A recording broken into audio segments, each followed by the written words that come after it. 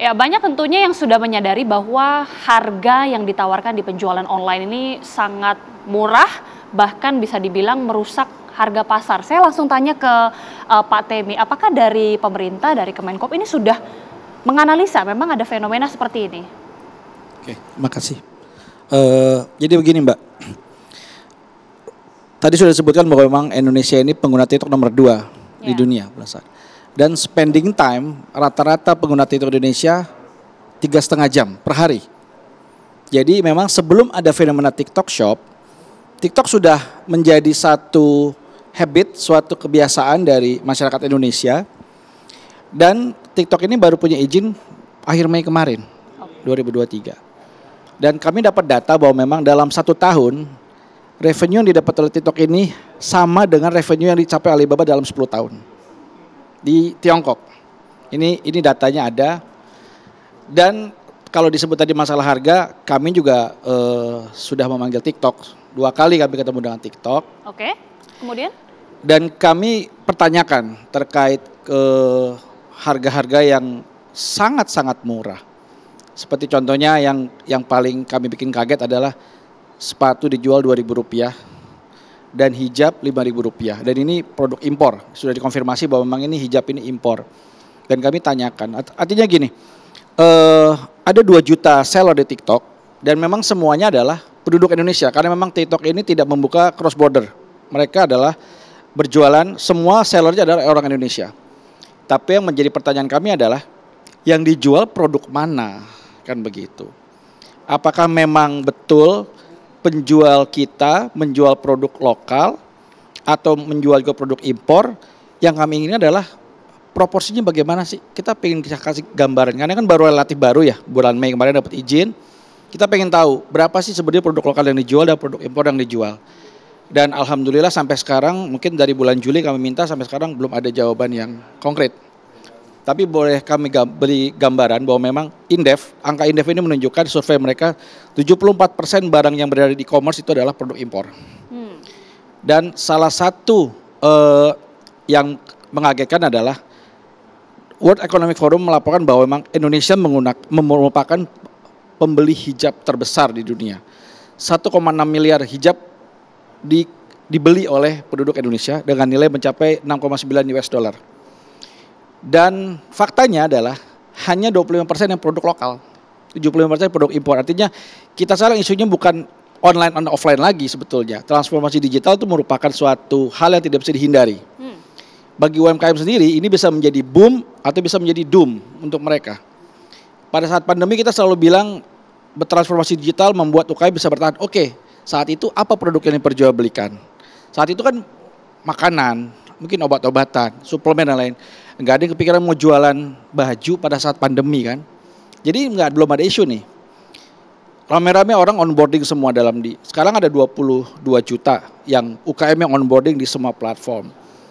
Kami pernah minta data kepada teman-teman IDEA. 22 juta ini apa kabar nih gitu loh.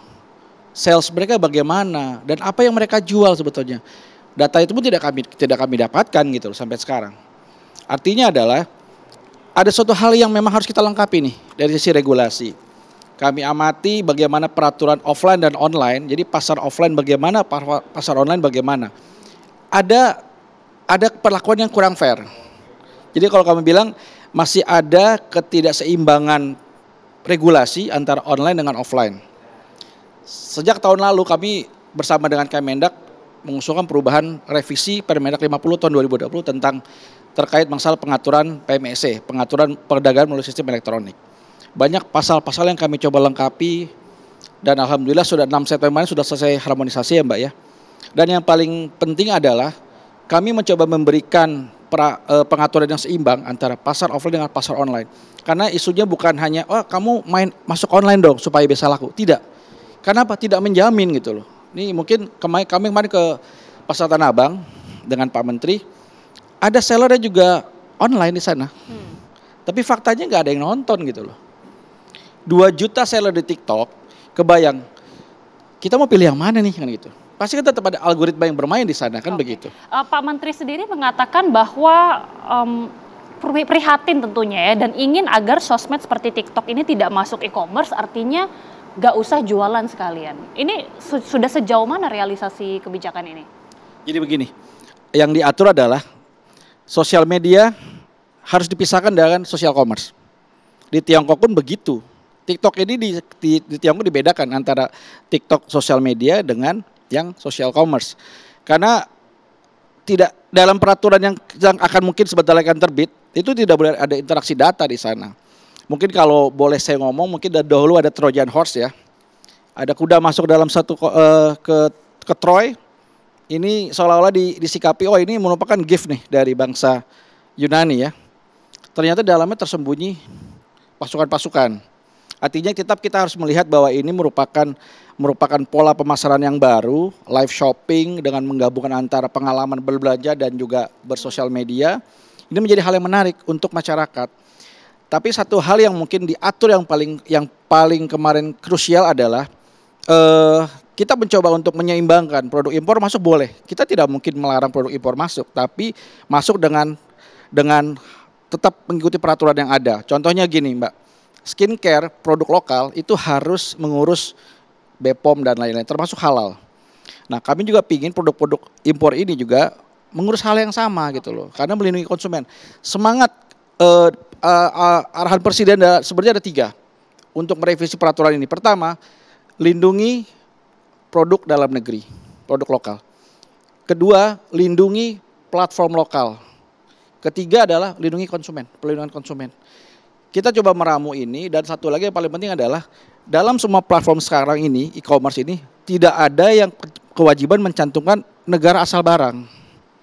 Nah, dan sekarang sudah diatur, wajib mereka mencantumkan negara asal barang produk ini sehingga masyarakat diberikan informasi yang sejelas-jelasnya.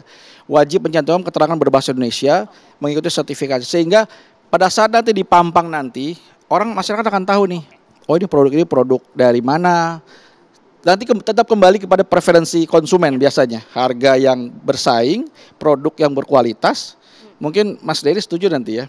Artinya tetap itu yang dicari. Ya. Oke, kalau gitu saya ingin ke Mas Dery ya. Ini kan sudah marak juga. Artis influencer berjualan juga di TikTok Shop. Ini apakah harus dibatasi kah demi melindungi UMKM? Pandangan Mas Dery gimana? Ya gini, sebenarnya disclaimer ya, saya agak takut kalau diundang di sini. Biasanya saya langsung banyak musuhnya dari teman-teman UMKM. Tapi saya ngomong kayak begini karena bentuk kecintaan saya pada UMKM. Cuma rata-rata jutaan view saya di TikTok itu nyerang saya setengahnya setiap postingan saya. Tapi kalau Anda berpikir cerdas, sebenarnya ini ya bantu optimasi Anda. Gini deh, saya ya mungkin baru lah ya, 18 tahun di dunia media sama marketing gitu ya. Ternyata harus fair dong. Yang dari kemarin dibahas itu adalah operation, keuangan, bukan gak bagus. Operation, keuangan, itu pabrikasi, pabrik bisa jual langsung ke end user. Itu bagus banget, itu ya oke lah, rukun dari sebuah dagang gitu ya. Tapi harus juga optimasi, nggak tahu lah dari pihak-pihak tertentu, mungkin domain saya adalah di marketing. Banyak kesalahan-kesalahan dari teman-teman UMKM melakukan optimasi marketing saat jualan. Gini deh. Optimasi marketing itu? Oh iya dong, strateginya itu nggak dibahas, rata-rata paham betul, operation bagus, bener, korek. Tapi yang jadi persoalan adalah kalau domain saya di bidang marketing, gini deh, nanti abis live ini teman-teman silakan cek, lihat live shopping TikTok dari nomor 1 sampai nomor 20 bahkan. Optimasinya pasti nanti teman-teman bisa ukur ya, saya akan sampaikan secara teknik dan praktikal. Ini langsung praktik ya. Marketing itu kebagi menjadi 4. Marketing 1.0, 2.0, 3.0, 4.0. Yang teman-teman sekarang dilakukan oleh teman-teman Tanabang apa segala macam, itu pakainya marketing 1.0 kebanyakan. 1.0 itu adalah fokus pada produk. Contoh parfum. Kasusnya parfum 4-4-nya ya. Yang pertama, fokus pada produk adalah apa? Parfumnya wangi, parfumnya bagus, parfumnya manis. Kalau baju bahannya bagus, itu terus. Sementara guru saya Pak Subiakto, Pak Bi, berhenti ngomongin produk dalam optimasi brand-brand besar itu tahun 89. Harusnya tahun 90 ke atas sampai sekarang udah lagi nggak ada yang ngomongin produk. Karena sejatinya saya nggak pernah menemukan dalil manapun dari kitab-kitab orang-orang Amerika dan lain sebagainya, cara mengakuisisi market kompetitor itu dengan menurunkan harga.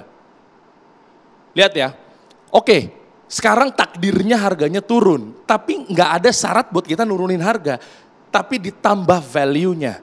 Marketing 2.0 adalah fokus pada perilaku konsumen, bukan lagi ngomongin produk. Perhatikan, parfumnya ini bisa bikin istri kelepek-kelepek. parfum ini bisa bikin suami mau buru-buru pulang. Gantinya ngopi, bukan gantinya kopi. Ada perilaku konsumen, nggak ngomongin produk. Kalau sudah duduk lupa berdiri, itu brand sofa tuh. Nggak ngomongin lagi sofanya empuk, udah lewat. Sadisnya naiknya lagi brand atau marketing evolution ke 2.0 ke 3.0. 3.0 itu adalah representatif. Kalau beli bukan lagi ngomongin produk, bukan lagi kalau beli perilaku konsumen, tapi kalau beli jadi siapa. Ya. Contoh, saya waktu itu live shopping kemarin, teman-teman yang rata-rata ranking 1 sampai ranking 10, lihat jualannya. Mereka udah start from marketing 3.0. Apa itu bunyinya? Ada cewek nanya, Kak spill dong etalase nomor 7. Terus hostnya dia akan jawab, oke Kak etalase nomor 7, wanginya kayak cewek baik-baik. Wanginya kayak pramugari lagi tugas di kabin. Mereka imagine, itu strategi marketing udah disruption. Udah lagi gak ngomongin produk, kalau mau added value, gak usah pakai bahasa berat lah. Produknya ditambah nilainya. Karena saya gak pernah nemukan dalil manapun, silakan bawa ke saya tantang teman-teman semua, cara mengakuisisi market dengan nurunin harga. Nurunin harga itu iya, ada cara-caranya dalam arti segi optimasi operation, keuangan iya. Cuma untuk marketing itu bukan begitu. Okay. Nah terus kita mau banting harganya mau jualan modal apa gimana? 4.0 lebih sadis lagi. 4.0 terakhir ditahan dulu karena usai jeda nanti bisa dijabarkan kembali pemirsa, kami kembali usai jeda.